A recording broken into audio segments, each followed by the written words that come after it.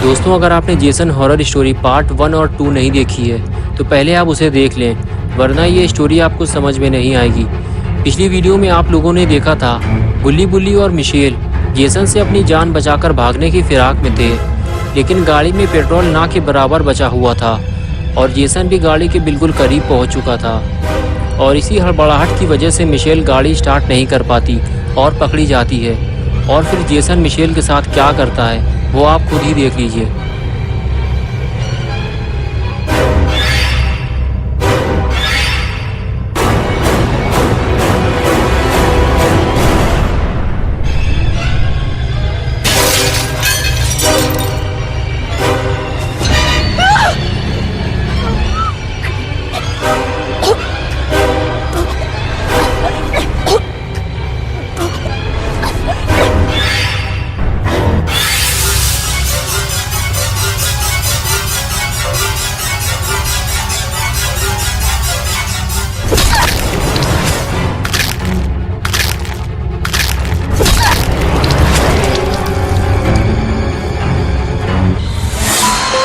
That's my boy.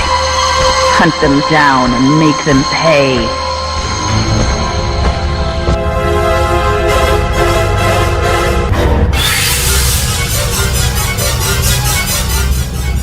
और अब आगे की स्टोरी देखते हैं। गुल्ली और बुल्ली की किस्मत अच्छी है कि ये दोनों गाड़ी से बाहर निकलकर भागने में कामयाब हो गए, वरना जेसन इन दोनों को भी मिशेल की तरह मार डालता। लेकिन जेसन इतनी आसानी से तो इन दोनों को यहाँ से नहीं जाने देगा। ये पूरा एरिया जेसन का है और जेसन यहाँ आने वाले किसी भी इंसान को जिंदा नहीं छोड़ता, तो फिर वो गुल्ली और बुल्ली को जिंदा कैसे छोड़ सकता है। जेसन 5 लोगों को पहले ही मार चुका है और अब वो गुल्ली और बुल्ली के पीछे जा रहा है। लेकिन गुल्ली और बुल्ली कब तक अपनी जान बचाकर भागते रहेंगे? इन दोनों को इस एरिया से बाहर निकलना होगा, लेकिन कैसे? क्योंकि गुल्ली बुल्ली के स्कूटर में पेट्रोल ही नहीं है और कार का पेट्रोल भी खत्म हो चुका है। लेकिन हाँ, केविन ने मरने से पहले बताया था कि गाड़ी में थोड़ा पेट्रोल है। अगर कार स्टार्ट हो गई तो गुल्ली और बुल्ली यहाँ से निकल सकते हैं। गुल्ली और बुल्ली भागते हुए एक घर के पीछे छुप जाते हैं। तभी बुल्ली के दिमाग में एक आइडिया आता है। वो गुल्ली से कहता है कि गुल्ली, क्या तुम कार स्टार्ट कर सकते हो? लेकिन मिशेल उसे स्टार्ट नहीं कर पाई थी और जेसन ने उसे मार डाला। गुल्ली कहता है, हाँ मैं कर सकता हूँ, लेकिन मुझे थोड़ा टाइम चाहिए होगा। लेकिन जेसन बहुत तेज़ी से गुल्ली और बुल्ली की तरफ ही आ रहा है। ये देखते ही बुल्ली गुल्ली से कहता है कि तुम जाकर गाड़ी स्टार्ट करो, मैं जेसन को दूसरी तरफ लेकर जाता हूँ। ये कहकर बुल्ली दूसरी तरफ चला जाता है और गुल्ली गाड़ी की तरफ जाता है। जेसन बुल्ली को भागते हुए देखता है तो वो भी उसके पीछे पीछे चला जाता है। बुल्ली भागते हुए जेसन को अपने साथ गुल्ली से दूर ले जाने की कोशिश करता है ताकि जेसन गुल्ली के करीब ना जा सके और उसे गाड़ी स्टार्ट करने का मौका मिल जाए। और इधर गुल्ली गाड़ी को स्टार्ट करने की कोशिश कर रहा है, लेकिन वो डरा हुआ भी है। गाड़ी स्टार्ट करते हुए कभी वो अंदर की तरफ देखता है तो कभी बाहर की तरफ। और इधर बुल्ली दौड़ते दौड़ते थक चुका है। अगर गाड़ी थोड़ी देर में स्टार्ट नहीं हुई तो बुल्ली आखिर कब तक दौड़ता रहेगा? गुल्ली की मेहनत रंग लाई और गुल्ली ने अपने हाथ पैर हिला हिलाकर गाड़ी के अंजर पंजर ढीले कर दिए और गाड़ी स्टार्ट हो गई। और फिर गुल्ली गाड़ी से बाहर निकलकर बुल्ली को ढूंढने की कोशिश करता है। तभी सामने बुल्ली दौड़ता हुआ नजर आता है। गुल्ली हाथ हिलाकर उसे बुलाने की कोशिश करता है और फिर बुल्ली भागता हुआ गाड़ी में जाकर बैठ जाता है। गुल्ली और बुल्ली को जल्दी यहाँ से निकलना होगा, वरना कोई और मुसीबत यहाँ आ जाएगी। लगता है आ गई।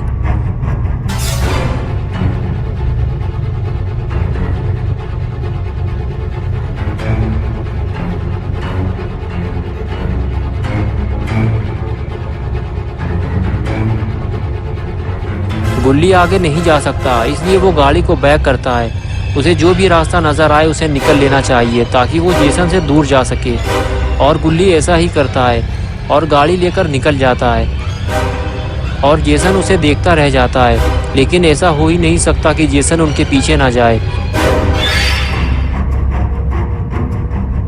गुल्ली और बुल्ली थोड़ी ही दूर जा पाए थे कि गाड़ी का बचा हुआ तेल भी खत्म हो गया और कुछ दूर जाकर गाड़ी बंद हो गई।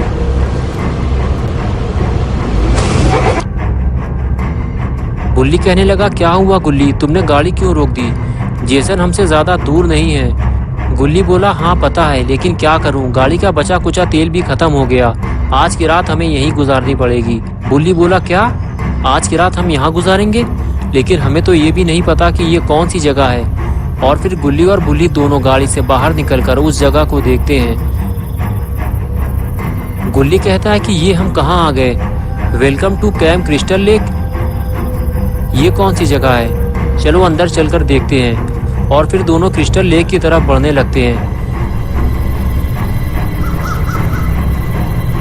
गुल्ली कहता है कि मुझे लगता है कि आसपास जरूर कोई झील होगी जिसका नाम होगा क्रिस्टल झील। बुल्ली बोला, हाँ मुझे भी ऐसा ही लगता है। और इस तरह दोनों बातें करते हुए आगे बढ़ते रहते हैं। और तभी अचानक उनकी नज़र सामने खड़ी हुई कार पर पड़ती है जो उनके ठीक सामने खड़ी हुई है और उस पर कोई लेटा भी हुआ है। ये देखकर गुल्ली और बुल्ली को सुकून मिला कि वो दोनों अकेले नहीं हैं, एक और इंसान उनके साथ है। और फिर दोनों उस इंसान की तरफ बढ़ते हैं, इस उम्मीद के साथ कि वो इन दोनों की मदद ज़रूर करेगा क्योंकि उसके पास कार भी है।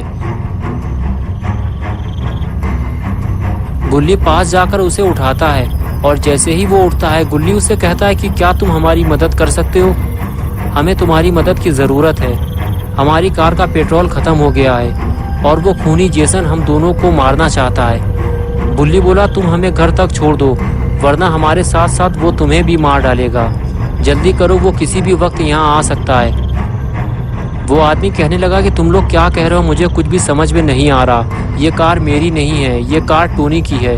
वो रहा टोनी, वो जो काला पीला आदमी है ना, वही है टोनी। ये कहकर वो फिर से सो गया। गुल्ली और बुल्ली टोनी से मदद मांगने आगे चल दिए। अगर टोनी ने भी गुल्ली और बुल्ली को इनकार कर दिया तो फिर गुल्ली और बुल्ली घर नहीं जा पाएंगे। ये इन दोनों के पास आखिरी मौका है। गुल्ली और बुल्ली जैसे ही झील के पास पहुंचे तो उन्होंने देखा कि वहां 3 लोग और मौजूद हैं, लेकिन इनमें से टोनी कौन है? बुल्ली ने आगे बढ़ते हुए पूछा कि तुम में से टोनी कौन है? तो नाव में बैठी हुई लड़की ने कहा, क्या काम है तुम्हें टोनी से?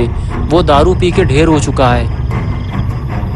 लेकिन तभी टोनी उठकर बैठ जाता है और गुल्ली बुल्ली से पूछता है कि क्या काम है तुम्हें मुझसे?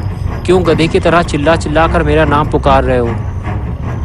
गुल्ली बोला, टोनी भाई हमें तुम्हारी मदद की ज़रूरत है। क्या तुम हमें हमारे घर तक छोड़ सकते हो? मेरी कार का पेट्रोल ख़त्म हो गया है और एक पागल खूनी जिसका नाम जेसन है वो हमें मारना चाहता है। वो किसी भी वक्त यहाँ आ सकता है। टोनी बोला, कहीं तुम जेसन वोरहीस की बात तो नहीं कर रहे हो? लेकिन वो तो मर चुका है। गुल्ली बोला, वो जिंदा है। उसके चेहरे पे मास्क है और उसके हाथ में एक तलवार है और वो इधर ही आ रहा है।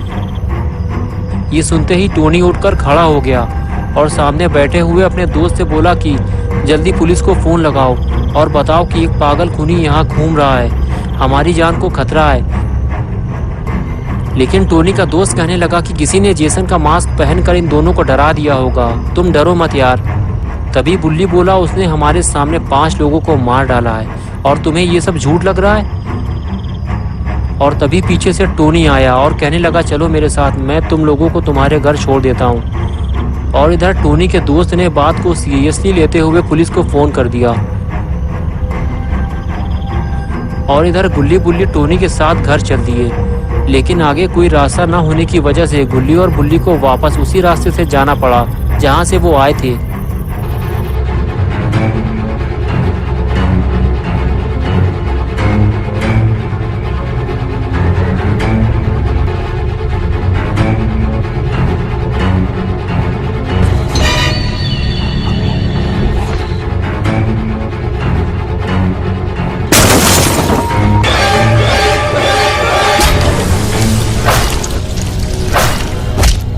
Make mommy proud, Jason.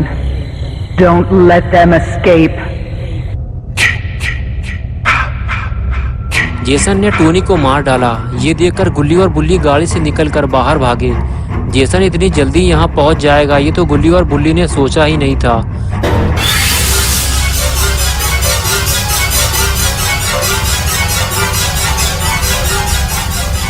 गुल्ली और बुल्ली चिल्लाते हुए वापस आए और कहने लगे, सब लोग जल्दी निकलो यहाँ से। जेसन आ गया है। उसने टोनी को कार के अंदर ही मार डाला है और हम सब भी एक एक करके मरने वाले हैं। ये सुनकर सबकी हालत खराब हो गई, लेकिन टोनी का दोस्त गुल्ली और बुल्ली पे भड़क गया और कहने लगा ये तुम लोगों का ही काम है, तुम लोगों ने ही टोनी को मारा है। और तभी अचानक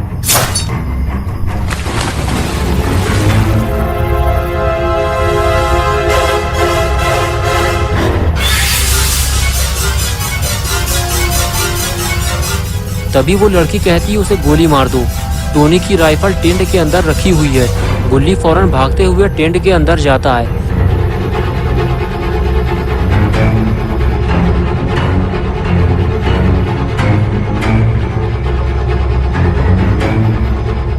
लेकिन बुल्ली एक बेवकूफ़ी कर देता है। वो दौड़कर जेसन को एक जोरदार किक मारता है, लेकिन जेसन पर उस किक का कोई असर नहीं होता। बुल्ली खुद उल्टा मुसीबत में फंस जाता है। लेकिन तभी गुल्ली राइफल ले आता है और देखते ही देखते वो जेसन को गोली मार देता है। Jason, my boy, do you know what your gift is? No matter what they do to you, you cannot die. You can never die. लेकिन जेसन मरता नहीं है। वो थोड़ी देर के लिए फ्रीज हो जाता है और तभी बुल्ली दौड़ता हुआ जाता है और जेसन का मास्क उतारने की कोशिश करता है और कुछ ही देर में वो जेसन का मास्क उतार लेता है। लेकिन बुल्ली ने जेसन का मास्क उतार के अच्छा नहीं किया।